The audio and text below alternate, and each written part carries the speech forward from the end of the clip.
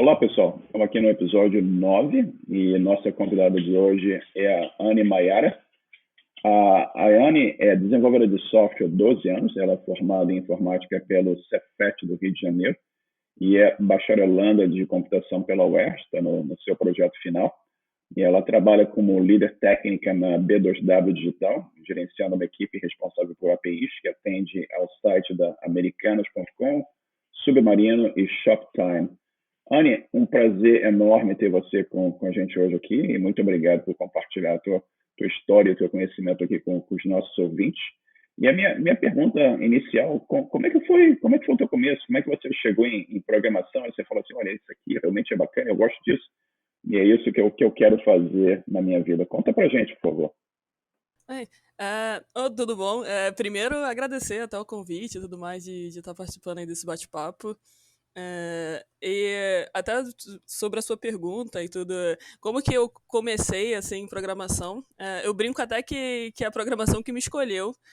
O mundo de TI que acabou me escolhendo e não eu escolhendo TI, porque acho que eu comecei no curso técnico, né? Então, lá no ensino médio técnico e tudo, fui escolher, eu falei, vou fazer um curso técnico, eu vou fazer sobre o quê? Vou fazer sobre o quê? Olhando, falei, vou fazer sobre informática. Não sabia muito bem, não sabia que TI era uma área, o que era.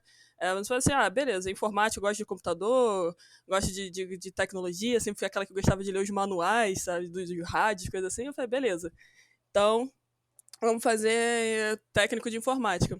E quando eu entrei no técnico, que eu descobri que eu também ia ter, eu conheci o que era programação, né? Então, ali que eu conheci esse universo de programação, eu falei, cara, eu amo isso, adoro isso. Desde dos primeiros softwares lá de fazer a calculadora no curso técnico, lá desenvolvendo em Pascal, eu falei, cara, que parada incrível, é isso que eu quero pra vida e é isso que eu venho fazendo desde então, assim, desde 2008, desenvolvendo software, programando e adoro isso.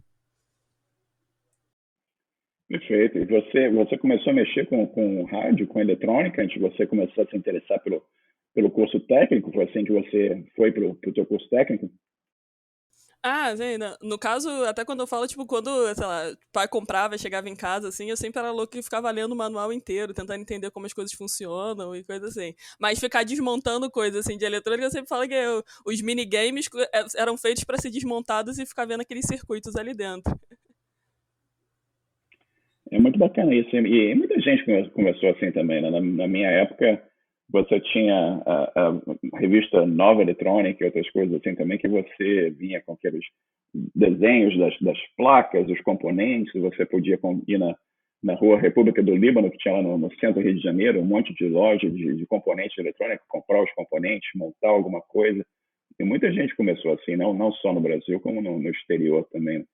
E você foi estudar no seu curso na Cefet, né? Que, se eu me lembro bem, é a Escola Técnica do Rio de Janeiro, né? E a principal Escola Técnica do Rio de Janeiro.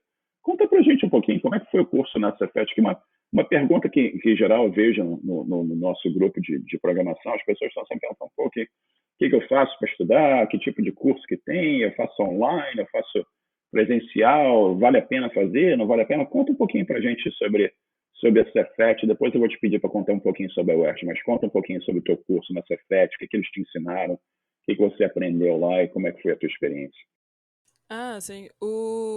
Então, o curso até que eu fiz, até sempre falava que era uma faculdade só para uma galera mais nova, né? Então, pra galera do ensino médio. Porque até eu peguei uma grade que era de 4 anos de curso técnico, então foi uma grade tipo, bem completa, muito boa, mas focada em programação mesmo, focada em formar desenvolvedores.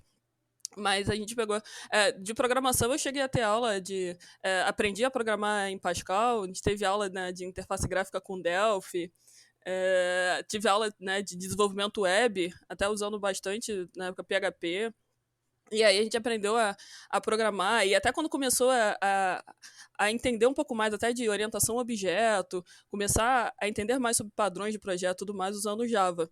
Então foi um curso bem completo, assim, em questão de desenvolvimento, mas também tive aula de redes, aula de sistema operacionais, aulas de arquitetura. Então deu para entender bastante sobre todo esse universo de TI durante o curso técnico.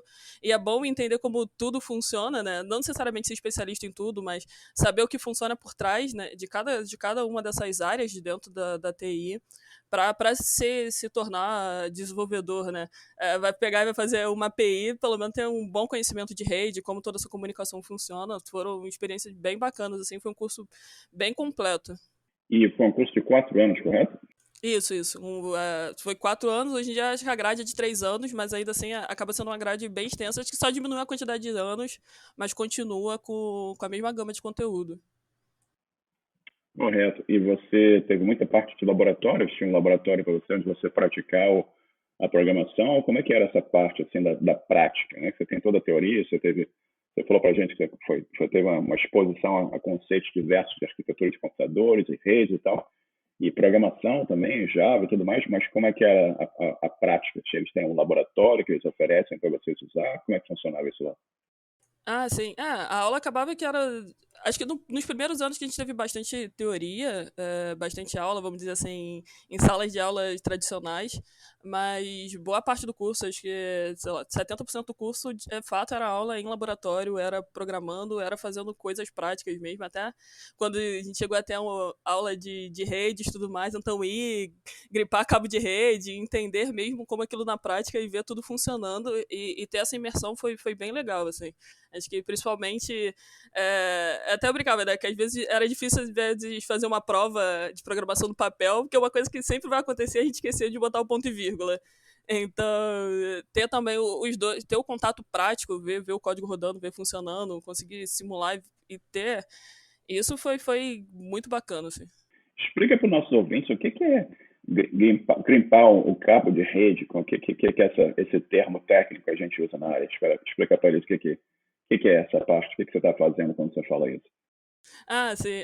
É porque hoje em dia até é difícil, né? Acho que tem alguns anos também que eu não chego a fazer isso, a montar mesmo um cabo, né? Porque normalmente a gente já compra, né? Cabo já feitinho, mas pegar e cortar o cabo, e preparar a ponta ali para pegar e botar os conectores certinhos na ponta de cada cabo. Então, fazer esse ato de fazer o cabo e gripar, né? Usar o alicate mesmo para isso, de gripador, pra gente pegar e criar o cabo de rede mesmo certinho, é algo que, tipo, é legal, mas dificilmente a gente tá fazendo hoje em dia. Mas é bom entender até como tudo isso é feito, assim. E até mesmo saber quando tá falando de cabo de rede, até aqueles 8 cabinhos coloridos ali, qual é cada um, a ordem de cada um, a importância de saber isso. É o nível físico da coisa, né? E você fazendo esse processo de pegar o conector e colocar lá no cabo e usar o alicate especial te ajuda a entender aquele processo todo que aquilo vai transmitir o dado e tudo mais, né? E você, da Cefet, você se formou na Cefet e você foi para a UERJ, né? Como é que foi a tua transição? Você, da época do vestibular, você já pegou o Enem? Como é que foi essa tua transição da Cefet para a UERJ? Conta pra gente. Assim, a UERJ, então hoje ela continua com o vestibular próprio, né? Então, eu já peguei o Enem também, então eu fiz as duas coisas, fiz o vestibular da UERJ e fiz o Enem para as outras faculdades. Mas aí o ingresso na UERJ mesmo foi com o vestibular da UERJ, e foi uma escolha mesmo, tipo, cara, quero ir pra lá porque eu queria mesmo aí, como já tava já há 4 anos, né, no técnico de informática, então eu peguei e falei, não, eu quero o curso e quero um curso de ciência da computação mesmo, porque quero continuar mesmo como programadora de software, então eu quero um curso que eu consiga um bacharel nessa área para me especializar e continuar entendendo mais desse universo de programação. Pô, e você entrou na UERJ, tá? Começou o teu curso lá. E eu acho que eu mencionei para você que eu também me formei na UERJ, né? Me formei há muito mais tempo e saí de lá há mais de 30 anos. E na minha época, o curso da UERJ, você tinha 2 anos de matemática. Você entrava lá e você estudava cálculo integral e diferencial, você estudava álgebra, geometria descritiva, um monte de matemática, e depois de 2 anos você fazia 2 anos do curso de informática propriamente dito, onde você tinha disciplinas de programação, de arquitetura de computadores, análise de sistemas, banco de dados, sistemas de arquivo, tudo que você possa pensar e imaginar relacionado à área. Conta pra gente como é que está estruturado esse curso hoje. Eu estou até curioso para entender o que foi modificado da minha área de 30 anos atrás até hoje. A base matemática a gente continua tendo, então continuo tendo os 4 cálculos, tendo física, tendo um pouco assim, eu acho bem importante, né? A gente tem um conhecimento matemático, só que alguns assim diminuir um pouco dessa grade da matemática e tem bastante coisas em relação à programação, a grafos, e eu fui aquela que, como falei, né? Sempre gostei muito desse universo de desenvolvimento. Então, tem um professor que quem é da UERJ, assim, com certeza já ouviu falar, o Paulo Eustáquio, que é o grande, eu falo tipo, incentivador de maratonas de programação, desse universo de maratona, de desenvolvimento. Então, toda vez que ele dava qualquer matéria letiva ou curso de extensão, que faziam matérias que treinava a galera para maratona, então a gente ficava resolvendo aqueles desafios de maratona, desenvolvendo para eles. Então, eu sempre procurava fazer essas eletivas dele. Eu fui aluno do Paulo Stack, como eu disse, mais de 30 anos atrás. Eu vou mandar esse podcast para ele, está no meu Facebook, e vou mandar para ele. E fantástico professor, e incrível, e fantástico que ele esteja lá ainda ajudando e ensinando outros alunos também. E é muito bacana isso. Eu lembro na minha época que a UERJ ela teve um laboratório, foi doado pela IBM, né? Eles doaram com 43, 41, 43, 81, não me lembro, doaram vários terminais também. É um laboratório bastante compreensivo. Como é que está essa parte de laboratório na UERJ? Como é que está as cadeiras em geral? Você falou um pouquinho que você tem gráficos e tudo mais, mas dá uma ideia maior da grade curricular, principalmente na parte de informática, o que vocês estão aprendendo lá. Não, a infraestrutura, de maneira geral, dos laboratórios estão sendo renovadas a cada ano. Então a gente tem aula prática mesmo no laboratório, então as de programação mesmo acaba sendo meio a meio, sala de aula e laboratório. Então isso está sendo bem legal assim na UERJ também. Até como eu entrei um tempo atrás, ainda peguei ainda os laboratórios ainda mais ou menos, precisava de uma reestruturação, mas isso está acontecendo. Então tá ficando com uma infraestrutura bem legal.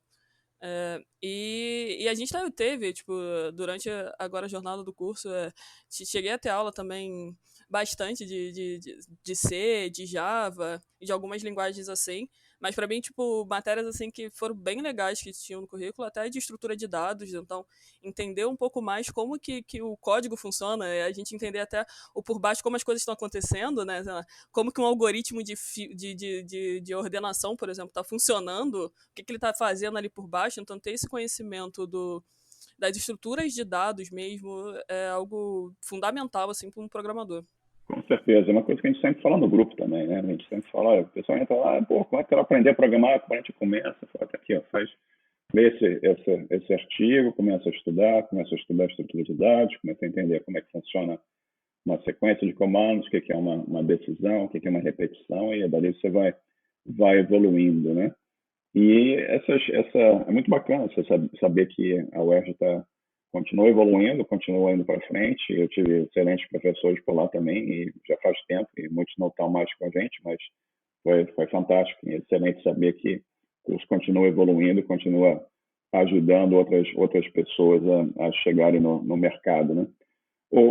Ani, fala pra gente, você está na UERJ, você está no finalzinho, você está no teu TCC, né, o teu trabalho de conclusão de curso. Você pode falar um pouquinho sobre o que é o tema do TCC, ou é segredo, não pode comentar? Não, tudo bem, é tranquilo. Na verdade, começando, né, a dar cara pra ele agora, mas é mais nesse universo até, quando a gente tá falando de TI, né, de desenvolvimento de software, tudo evolui muito rápido, né? Até a gente tava comentando aqui no começo do podcast, né, que você aprende a programar em Pascal e já até uma linguagem de programação já extinta. Então tem essa evolução o tempo todo, a tecnologia não para, a gente tem que ficar o tempo todo se atualizando. Então o TCC é focado em da gente pegar e ter um pouco dessas melhorias e reconhecimentos de coisas que estão ficando depreciadas e a gente continuar atualizando o nosso sistema, o nosso software de maneira mais fácil e ter esses indicativos. Perfeito. E é um trabalho em equipe, é um trabalho individual? Como é que funciona isso? Tá. Por enquanto sou eu mesmo tocando o TCC, fazendo individual, mas individual, na verdade, em grande dupla com o meu orientador, né? com o Marcelo Schott. Então, na verdade, tipo, é em dupla minha com o orientador. É bacana isso, hein? E parabéns e sucesso no projeto de conclusão do curso. E uma pergunta para você. Você, similar, eu comecei a trabalhar também como eu estava no meio do curso, né? E eu estava na UF também, comecei a trabalhar como programador. E como é que foi para você? Como é que você começou a trabalhar e como é que foi a tua entrada no mercado de trabalho? Conta um pouquinho para nós, por favor. Ah, sim. Na verdade, eu comecei entrei no mercado de trabalho até fazendo estágio para o curso técnico, né? Então, desde a época lá do ensino médio técnico, comecei a ter contato com o mercado, né? E eu até, mesmo sendo programadora, comecei no estágio de meio que suporte, então suporte a desenvolvimento, mas até de uma empresa pequena, então o suporte acaba mexendo um pouquinho com tudo. Então, desde qualquer impressora, a interfone lá que dá URA, que dá problema, mas também aos sistemas, aos servidores da empresa. Então, essa parte de mexer e aprendi bastante mesmo sobre Linux, é tanto que é o sistema operacional que eu uso hoje, mas foi realmente dando suporte aos servidores, e aí ter um conhecimento bom, assim, de shell e de fazer script, de ter toda essa parte, assim, operacional. Foi uma bagagem bem legal, assim, conhecimento de terminal. Acho que eu nunca tinha imaginado ficar o dia inteiro numa telinha preta de um servidor só vendo terminal. Até então a gente tava muito acostumada com ambientes gráficos, IDE e tudo mais, né? E aí também até eu falo, né, como acabava dando suporte até a URA, então até uma linguagem diferente que acabei programando foi Joplan, que era até a linguagem da URA, então para fazer as automatizações, os desvios de chamadas, as coisas quando tinha que fazer, então foi tudo programado também. É muito bacana isso. Você mencionou o Pascal, eu também programei, eu comecei em Basic, que foi por Turbo Pascal, programei muito tempo em Pascal, fiz muita coisa em Pascal, até a época que apareceu o Delphi, né? E não tem gente que programa em Pascal, ainda tem o Free Pascal e tem outros Pascals por aí. Eu tenho um amigo aqui que programa em Delphi e tem bastante gente ainda programando em Delphi pelo mundo e não tem a mesma demanda de outras linguagens, mas continua no mercado e continua gerando emprego também. E no teu caso em específico, do que você tem feito aí, você mencionou Linux, né? Você está usando como no teu ambiente de desktop no trabalho, ou você está usando em casa? Como é que funciona isso? Você está tanto em casa como no trabalho com Linux? É o teu desktop, é o teu sistema operacional do dia a dia? Ah, sim, é o meu sistema operacional que eu uso no dia a dia. Eu brinco que a única coisa, né? O computador de casa tem um dual boot, tem os dois sistemas rodando, porque quando qualquer outra pessoa vai mexer, aí mexe no Windows e tudo. Então, lá, meu marido, a minha pequena, quando vai pegar e vai mexer. Mas quando sou eu, é o dia todo, é o tempo todo no Linux mesmo. Perfeito. Mesmo no trabalho, vocês estão usando o Linux, como a equipe trabalha no Linux, desenvolve no Linux também? Sim, sim, todo mundo que tá nesse universo, e facilita bastante mesmo, quando a gente tá desenvolvendo, ter sistemas, né, falo Linux, né, mas baseados em Linux, facilita muito para desenvolver mesmo. É todo um ferramental de apoio, né? E uma coisa que eu noto no grupo também, de repente você pode comentar um pouquinho sobre isso, as pessoas perguntam assim, poxa, eu estou aqui no Visual Code Studio, eu estou sei lá, algum IDE que eles querem usar para o Python. Descreve um pouquinho para a gente como é que é o teu ambiente de trabalho, quando você está criando um programa, alguma coisa assim, que tipo de ferramental você está usando para você criar aquele programa no teu ambiente Linux? Hoje, eu brinco, tipo, acho que para qualquer desenvolvedor, independente do que a gente vai fazer, ou seja de sistema, seja alguma automatização, acho que a principal ferramenta que a gente vai ter vai ser o Git, né? Então, ter o Git e usar bem ele, usar bem todas as funções de branches e as funcionalidades, assim, o leque de coisas que ele dá, acho que é a ferramenta principal. E aí, de IDE, hoje eu acabo programando bastante em Java também, e em Python, Go, então acabo usando bastante a stack da IntelliJ. Então, as versões community deles funcionam muito bem, então dá para usar tranquilamente assim, para essas linguagens. Perfeito. Você mencionou duas coisas importantes aqui que eu te pedi para você recapitular um pouquinho aqui. Primeira coisa que você mencionou é o Git, né? E Você explica para nossos ouvintes aqui o que é o Git, qual é a importância de você entender e usar o Git num ambiente de programação. Assim, o Git é só um controlador de versões, né? Mas ele é. A gente tem isso, por exemplo, no arquivo no Google Docs, né? Cada vez que a gente vai fazendo alguma alteração, ele vai guardando lá o histórico de alterações e dá pra gente pegar e andar durante essa linha do tempo. Então, na verdade, ele faz isso em relação a alterações de arquivos mesmo do projeto. Então é mais tranquilo. E aí, tipo, a gente é sempre bom a gente pegar e fazer cada pequena modificação que a gente for fazendo. E tem o conceito de commit, a gente pega e marca ali um checkpoint de beleza, eu mudei até aqui. E a gente vai pegando e vai marcando essas alterações, porque depois a gente fica com o histórico de todo o desenvolvimento que a gente teve, como aquele software foi crescendo, como ele foi mudando, a gente consegue entender o que mudou e por que mudou, né, durante aquela linha do tempo. Então, até mesmo se tiver algum problema, a gente descobrir algum bug, alguma coisa, é tranquilo da gente pegar, opa, não, antes aqui não tinha, então consigo voltar para aquela versão, consigo ver o que foi alterado, consigo voltar para ele e desfazer, ou pegar e fazer, ou entender o que está acontecendo.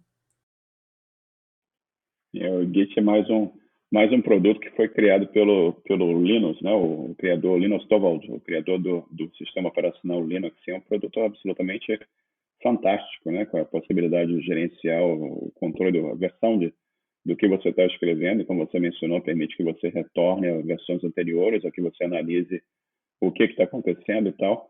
E outra coisa que você mencionou é branch, né? Explica para a gente um pouquinho o que seria um branch.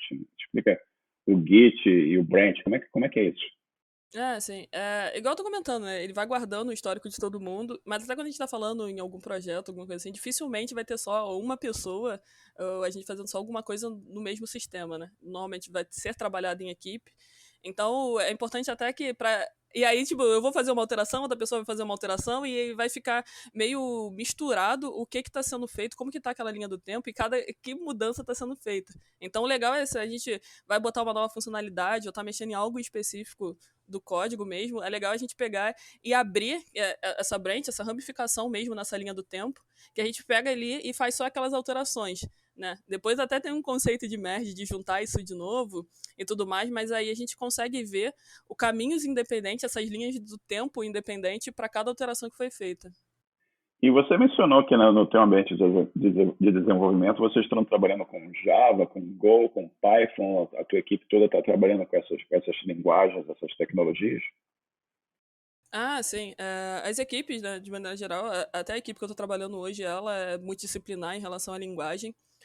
A gente não tem esse negócio de, não tem a linguagem preferida, a melhor linguagem, ou quando gera um pouco dessa guerra, assim, né, dessa disputa de qual é a melhor linguagem. Então, isso é bem bacana, porque no final das contas tem vários escopos e tem cada uma que é melhor para alguma coisa, né? Então, quando a gente tem, por exemplo, algumas APIs que tem algumas regras de negócio que vão ser mais complexas mesmo, que vão ter muitas camadas mesmo ali, coisa, então procura-se usar até a linguagem Java, porque já tem todo é bom para usar orientação a objetos, já tem muito design pattern definido, já tem muita coisa que facilita e frameworks prontos que acabam ajudando a gente no dia a dia.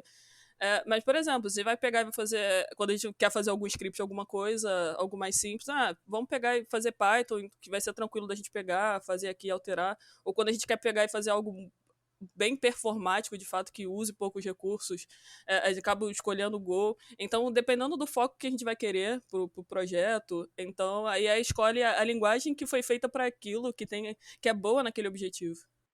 Essa é uma caixa de ferramentas, né? Você mencionou bem aqui, você explicou bem que não tem aquela de, eu só posso usar essa linguagem aqui. Na realidade, você está usando aquilo que é melhor, se adequa à melhor solução do problema que precisa ser solucionado, né? Como você tem uma caixa de ferramentas e você vai consertar alguma coisa em casa, você vai usar o alicate onde precisa ser usado o alicate, usar o martelo onde precisa usar o martelo, né? Você não vai usar o martelo em vez de usar o alicate, que vai dar um problema para você, né?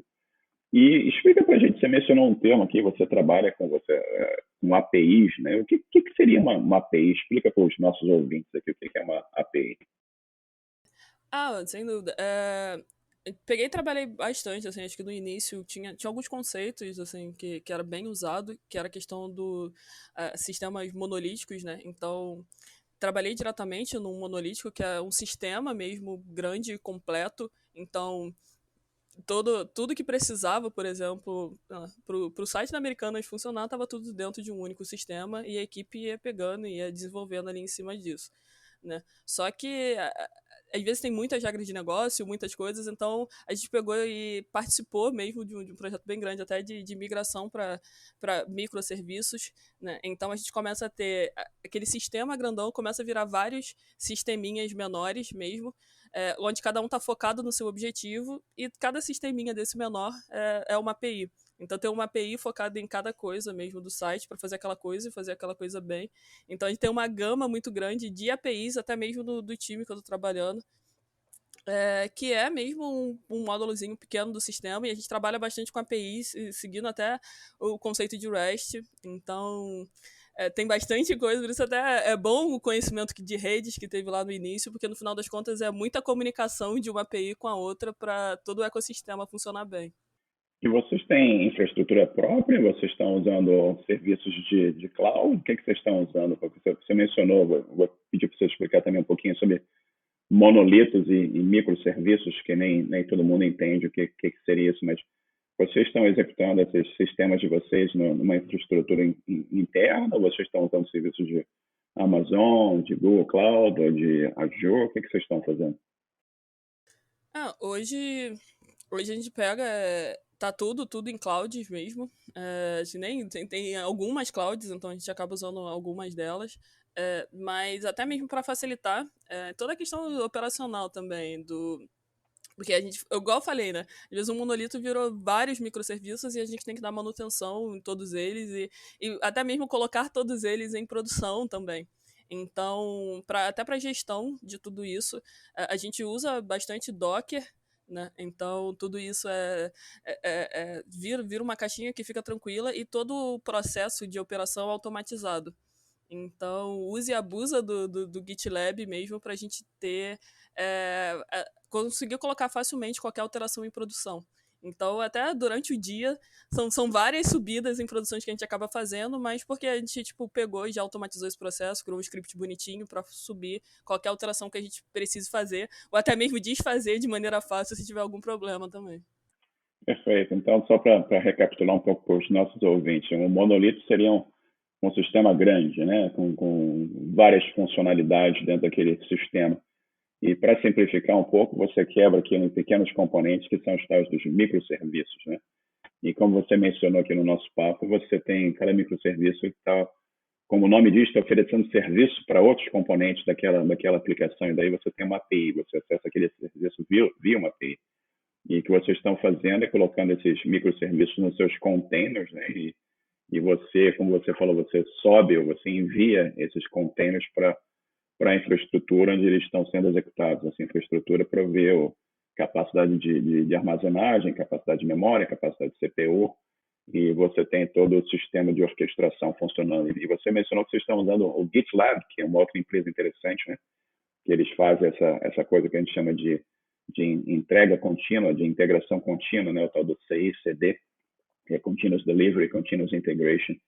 E conta um pouquinho para a gente sobre como é que é a experiência de usar o GitLab, como é que é esse teu fluxo, né? De você mencionou anteriormente aqui que vocês usam Git, vocês estão criando os programas, alguém vai fazer um commit, né? Que se você olhar lá no nosso website, todos os nossos desafios são sempre baseados em Git, GitHub. A gente tenta fazer com que as pessoas que estão tentando aprender a programar estão tendo alguma exposição ao Git, GitHub, mas você manda o commit, você manda o pull request, alguém na tua equipe avalia e tal, e aprova, e aquilo vai para o teu ambiente de produção. Descreve um pouquinho para a gente esse fluxo aí, por exemplo. Porque o GitLab agora eu tô usando bastante também, mas tem várias outras ferramentas, assim, gratuitas. Eu mesmo tenho muitos códigos, assim, principalmente quando tava de experimentações no GitHub. Então é legal ter esses repositórios, assim, principalmente na nuvem, porque eventualmente pode acontecer qualquer coisa na nossa máquina, então é importante que a gente não perca todo o software gerado mesmo, porque tudo isso tem importância mesmo pra gente, mesmo que seja até de experimentos que a gente está fazendo. Né? E na equipe, de maneira geral, a gente trabalha bastante com Gits, assim, e com branches. Então, quando tem qualquer funcionalidade nova, abre-se uma branch mesmo, as pessoas pegam e fazem ali as suas modificações. E um processo que a gente até colocou também, uma etapa assim de troca, que acaba sendo bem legal, é que passa por um processo de review, de revisão de código, onde alguma outra pessoa do time dá uma olhada, dá aquela validada, mas tipo, não só se aquela feature está sendo feita, mas até se está com uma boa qualidade de código mesmo, se aquele código está bem estruturado, se ele está bem escrito, até mesmo já teve vezes da gente não aceitar a mudança e pedir para alterar até o nome de uma variável que não estava muito legal. Porque todo esse conceito de qualidade também é muito importante, até depois para a gente dar manutenção no nosso sistema. E aí depois, beleza, que ele passou por esse processo de revisão, foi aprovado. Tem até alguns conceitos que são usados bastante para isso, assim, que é abrir um pull request ou um merge request, né, sobre essa mudança.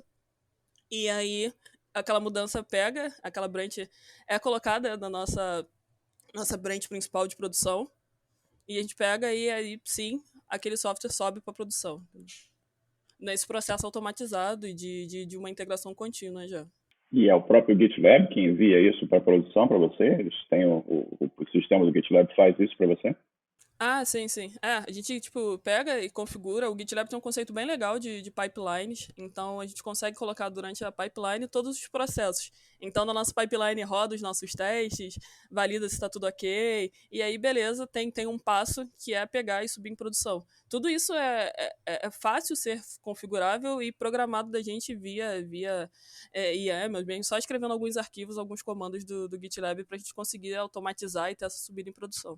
Isso é uma coisa muito interessante, né? E é bacana você ver as empresas se beneficiando dessas ferramentas para criar os seus produtos e está aumentando a tua velocidade de produção também, né? E você mencionou o processo de review, a revisão do código, uma pessoa olha o código e vê a qualidade, vocês têm padrões que vocês definiram que precisam ser seguidos, nome de variáveis, que não só de velocidade do programa vive a programação, né? Você tem que ter alguma coisa que amanhã ou depois alguém muda da sua equipe, você contrata uma pessoa nova e essa pessoa tem que entender aquilo que foi feito. Se ela não entende, vai ser um custo adicional para a empresa, né? Não é uma coisa muito boa, né? A importância de você ter uma estrutura bem organizada, bem documentada é bastante importante, né? E como é que foi a tua chegada nas Americanas do Submarino? Você mencionou o estágio e tal, mas como é que esse estágio já foi nas Americanas ou como é que foi que você foi para B2W? Como é que foi essa tua transição do estágio para B2W e depois como é que foi a tua transição de programação para ser líder técnico? Ah, sim. Aí vai até uma história bem legal, assim. Até quando eu tava começando, né, nesse universo de programação, até eu comentei, né, que o primeiro estágio era de suporte, mas sempre gostei de desenvolvimento. E aí eu comecei a participar da comunidade do Dojo Rio, né?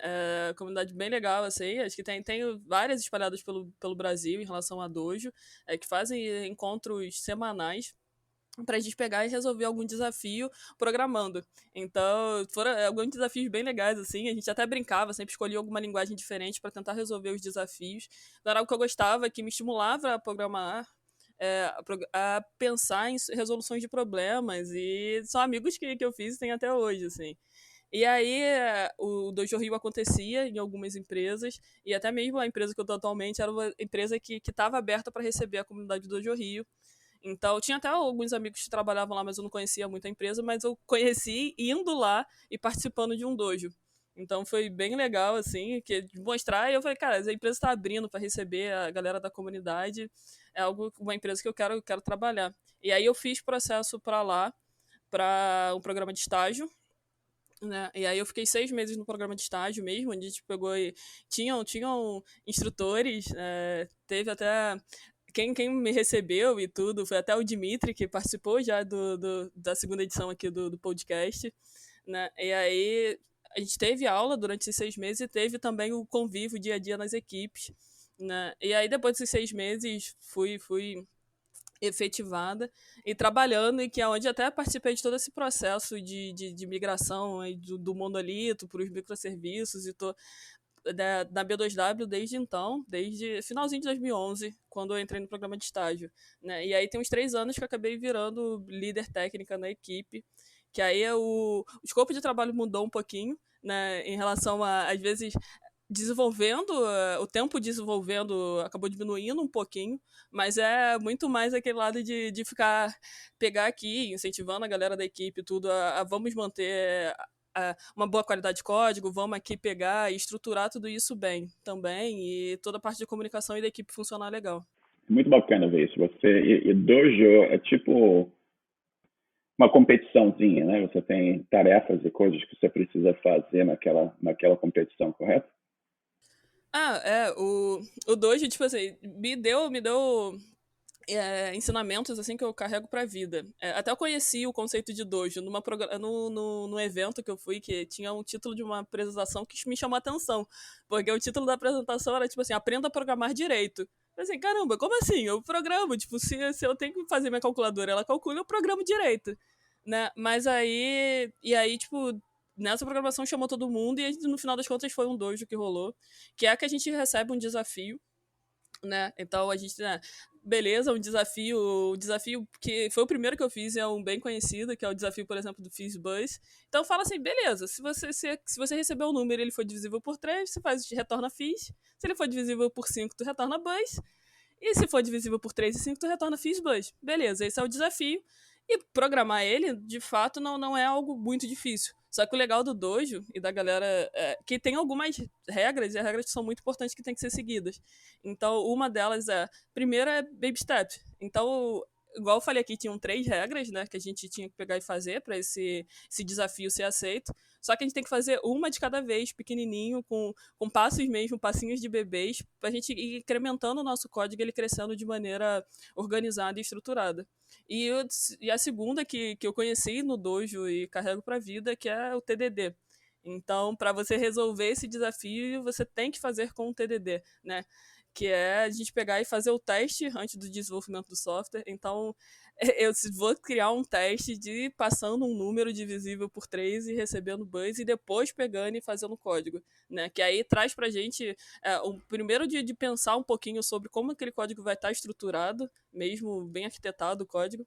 E também já ganho de graça uma cobertura de código muito grande no sistema, né? Então, esses conceitos assim do convívio do dojo, não só os desafios que eram passados pra gente, pô, foram incríveis, assim, na vida, na evolução como desenvolvedora mesmo. E é uma coisa que a gente sempre fala no grupo, né? As pessoas perguntam, pô, como é que eu consigo um estágio? Como é que eu consigo um trabalho? A gente fala assim, você começa a se envolver em projetos, começa assim, vai no GitHub, vê que tem lá de open source, começa a se envolver naqueles projetos e tal, e participa do exercício, faz os desafios que a gente tem no site e vai em encontros de pessoas na área e começa a se envolver, conversar com as pessoas, e isso vai te levar a oportunidades. E é exatamente o que você descreveu. Você entrou no dojo, você começou a conversar com gente, você começou a fazer as tarefas e começou a aprimorar o seu conhecimento. Alguém falou de um estágio, você foi para o estágio, você dali evoluiu do estágio para a sua profissão. Você entrou no mercado de trabalho seguindo esse processo aqui. E é muito bacana isso, né? Você ver essa evolução profissional. E conta pra gente, você mencionou a diferente, a parte técnica, né? Você ser líder técnico, você está orientando outras pessoas. Conta um pouco pra gente sobre esse trabalho de orientação das pessoas e tentar ajudar outros desenvolvedores também a evoluírem e trabalharem em conjunto para produzir o que a empresa precisa produzir. Conta pra gente como é que funciona isso. Sim. Boa parte do meu trabalho, eu brinco que é pegar e ajudar as pessoas quando elas estão tendo problemas, né? Acho que as empresas, de maneira geral, sempre vão trabalhar em equipes, às vezes equipes menores, às vezes equipes maiores, mas normalmente vão ter equipes para pegar e cuidar de uma parte do sistema, algum problema mais específico. E no meu trabalho como líder ali é ajudar a equipe do que ela precisar, e na comunicação entre a equipe funcionar bem, né? E ainda assim a gente pegar e ser incentivadora mesmo de continuar tendo essa evolução no código também, né? Igual o Marcelo comentou aí, tudo das vantagens que a gente tem de ter um código bem estruturado e tudo, um código mantido. Eu até completo que, tipo, às vezes não é nem só olhar para um código de uma outra pessoa e não saber. Se a gente pegar algum código nosso de um mês atrás, a gente, tipo, nem consegue lembrar o porquê que a gente fez aquilo. Então, e aí, meu trabalho como líder é ajudando um pouco dessa coisa e sendo facilitadora mesmo. Então, ajudando na comunicação, não só dentro da equipe a gente se comunicar bem, mas também ajudando com as outras equipes, ajudando com as outras demandas e que as coisas não fiquem travadas. Se estou precisando de qualquer ajuda, estou ali para facilitar tudo isso. Perfeito. O trabalho vai muito além de meramente escrever código, né? Você tem que, como você mencionou, você tem que escrever o código que você consiga ler daqui a 3 meses. Você não consegue ler aquele código, você criou um problema para você e para outros também. Então, você tem que organizar a coisa de forma que aquele processo de criação, aquele processo de produção e equipe trabalhando junto para, no final das contas, criar o que a empresa precisa que seja criada, né? Olha, conta um pouquinho para a gente, falando da empresa, né, o Submarino, Americana, são Shoptime, são alguns dos principais sites de e-commerce no Brasil, né? Com um volume de transações absurdamente grande. E conta um pouquinho para a gente sobre esses volumes de transação, de lidar com esses dados, esses microserviços, e tudo funcionando ao mesmo tempo. E quais são os desafios grandes que vocês estão tendo, as coisas que vocês estão tentando solucionar e evoluir? Você pode falar um pouquinho para a gente sobre isso? Ah, sim. E até mesmo tu falou dos sites e tudo. É até uma coisa que eu brinco, assim, que quando eu tenho que explicar pra onde eu trabalho pra minha mãe, né? Porque às vezes até a B2W e tudo, né? Como é o nome da road, o nome da empresa, assim, acho que quem não tá muito, né? Do universo de TI ou no universo de e-commerce, assim, às vezes não conhecia. Aí minha mãe ficava bem aqui assim, eu falava, não, mãe, eu trabalho no site da Americanas e no site daquele moço que vende produtos pela televisão, que é o do canal do Shoptime. Então, tem esses sites que são bem conhecidos. E eu mesmo, tipo, por exemplo, eu era cliente do Submarino. Entrei da empresa, assim, não sabia que o Submarino era um dos portais que eram gerenciados por ela. E aí eu, tipo, de fã, virei ali protagonista de pegando e fazendo os sistemas e fazendo o site crescer, assim. Isso foi uma experiência muito, muito legal. E aí, tipo, não tinha noção mesmo da dimensão, até o tamanho que são essas plataformas de acesso que elas recebem por dia, assim. Até quando a gente fala alguma coisa dentro da equipe, né, como a gente tem algumas APIs, a gente fala assim, ah, não, foi poucas requisições que a gente recebeu, foi só meio milhão por minuto só. Então, tipo, tudo fala numa escala muito grandiosa, assim, que pra gente o que é pouco já é uma paradas, assim, surreais. E até esses níveis de acesso que a gente tem, como boa parte como minha equipe, né? A gente cuida de APIs que atendem aos sites. A gente começa a ter desafios novos mesmo de escala, dado a quantidade de acessos que a gente tem. Que fez com que a gente pegasse e repensasse um pouco, até mesmo os bancos de dados que a gente usa, as linguagens que a gente vai usar, os frameworks que a gente vai usar, porque tudo tem que ser muito focado nessa questão da escala que a gente recebe. Então, teve até toda uma transição também. Por exemplo, boa parte dos sistemas agora a gente usa NoSQL.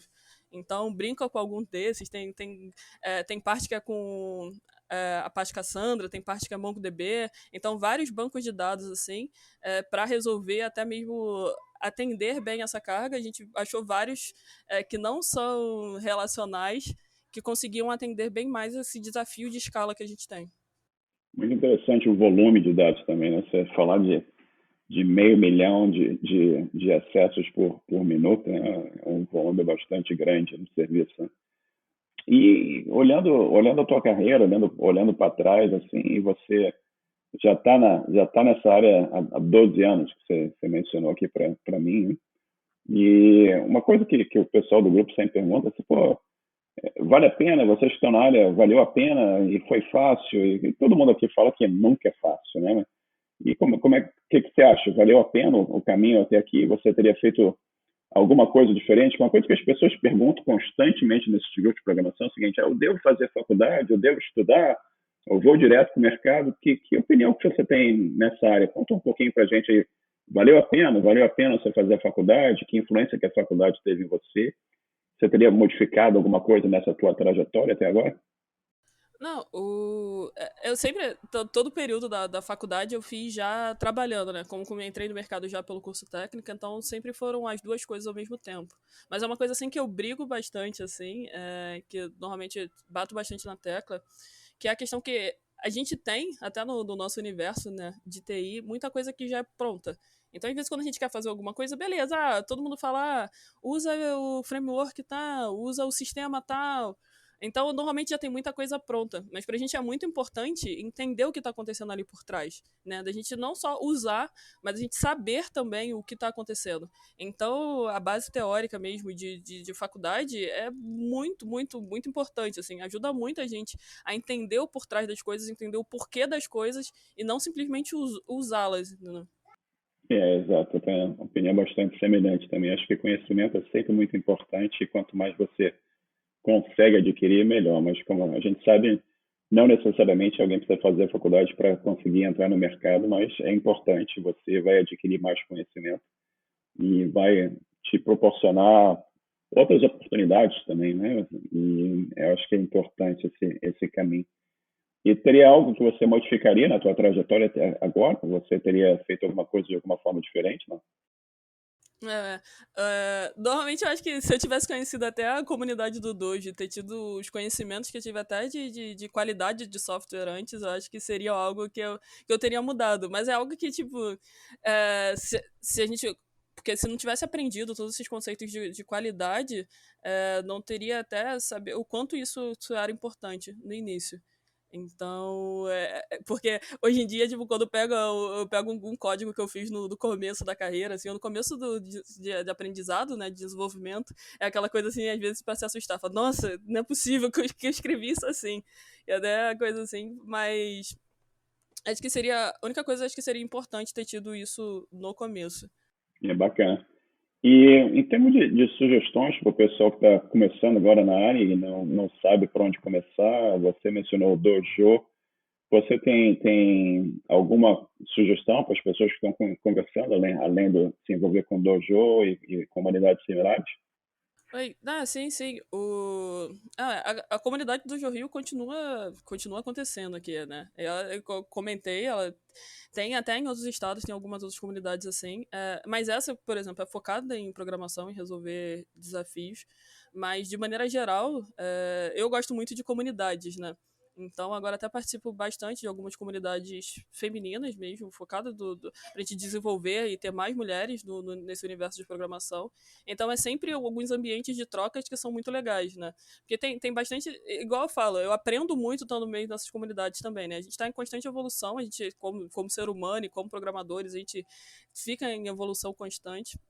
Então é legal ter essa troca, é legal ter pessoas ali se ajudando e a gente pegar tá sempre adquirindo esses conhecimentos. E a atmosfera das comunidades acaba facilitando muito isso. Você quer mencionar algumas das comunidades que você participa? Sim. O Cloud Girls, por exemplo, é uma comunidade assim focada no universo feminino, que a gente tá assim, alguns workshops, algumas palestras que a gente teve que foi bem legais, assim. Mas o importante é até o contato que se tem depois dessa troca, a facilidade até num chat, alguma dúvida, ter algumas trocas assim, é muito boa. E em termos de planos para o futuro, o que que você pensa em termos do futuro? Que é 1 ano, 5 anos, 10 anos? O que você pensa fazer da tua carreira e onde é que você quer chegar? O plano zero pra mim agora é até me formar também, né? Entregar o projeto final e conseguir me formar, assim.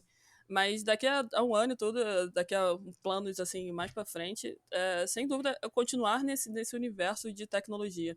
Acho que até continuar também nessa evolução, aprendendo algumas linguagens, igual esse ano para mim de um grande desafio também, por exemplo, aprendendo Go e estando mais imersa nessa linguagem, né? Mas a nível profissional mesmo, é continuar, né, nessas atmosferas e quando a gente também está em um certo período, a gente percebe, tipo, que a gente acaba inspirando as outras pessoas, né? Então a gente tá nesse meio e tá ajudando a galera que tá começando. Então, uma das coisas assim que participo e acho muito bacana assim tá participando dos projetos é dos programas de estágio que a gente tem na empresa. Fui uma que participei, né, quase 10 anos atrás de um programa de estágio, então tinha gente que estava ali doando o seu tempo para tirar dúvidas, para estar ensinando. Então, tá podendo ser essa pessoa agora, de tá podendo ajudar a galera que está começando na área, é algo que acho, tipo, extremamente animador, empolgante, assim, que eu fico muito feliz de estar podendo ajudar. Perfeito. Alguém te ajudou algum dia, agora você está ajudando outros, né? E é assim que funciona, é assim que a gente leva a vida à frente, vai melhorando a qualidade de vida das pessoas e colocando as pessoas no mercado de trabalho também, e daí daqui a pouco elas vão ajudar outras pessoas também. É toda uma reação em cadeia essa coisa, né? E você mencionou que está aprendendo o Go também, né? Recentemente, como é que está esse aprendizado do Go?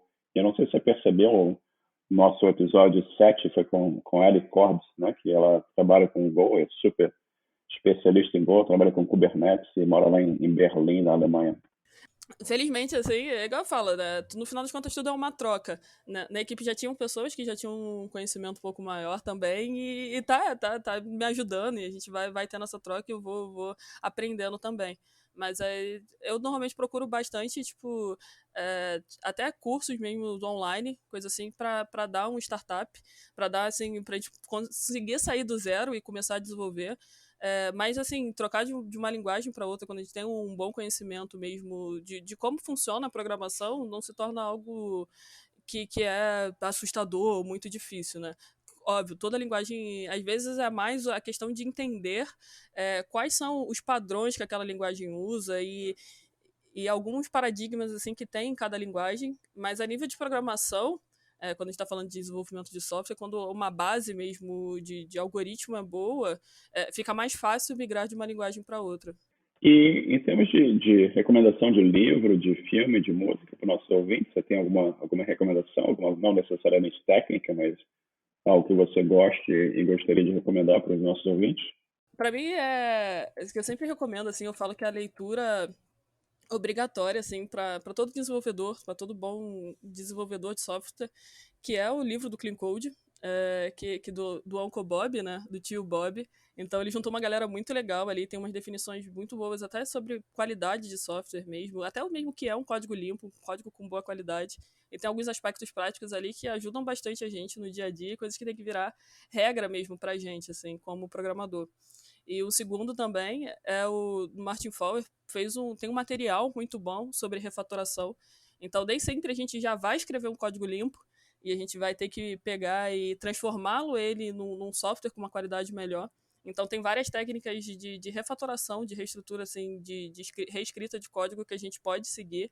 Então, ele montou um catálogo bem legal sobre várias técnicas práticas que a gente pode seguir. E tem um livro também que ele escreveu sobre todos esses aspectos de refatoração, que indico muito esses dois livros assim para os desenvolvedores. Perfeito, ótimas recomendações, muito obrigado. E em termos de filme ou música, você quer recomendar alguma coisa? Eu como amante, assim, de tecnologia, série, eu devorei, assim, assisti muito rápido até a do Black Mirror também, né? Que até toda essa questão, assim, distópica mesmo sobre o avanço da tecnologia. Mas até o que eu diria que eu talvez recomendaria mesmo é jogo. Então sempre fui aquela do videogame e recomendaria as pessoas a jogarem The Last of Us. Perfeito. E você quer divulgar algum contato, alguma informação para as pessoas poderem contactar você, rede social?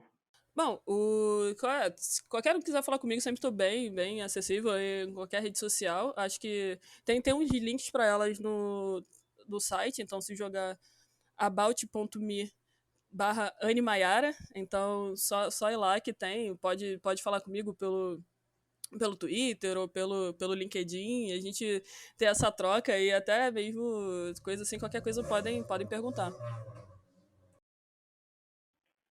Perfeito.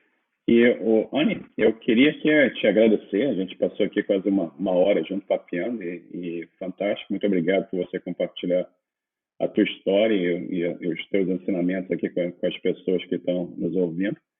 E eu fico muito feliz com a tua presença aqui e muito sucesso para você na tua carreira e muito obrigado. Nada, eu que agradeço novamente assim, o convite e tudo.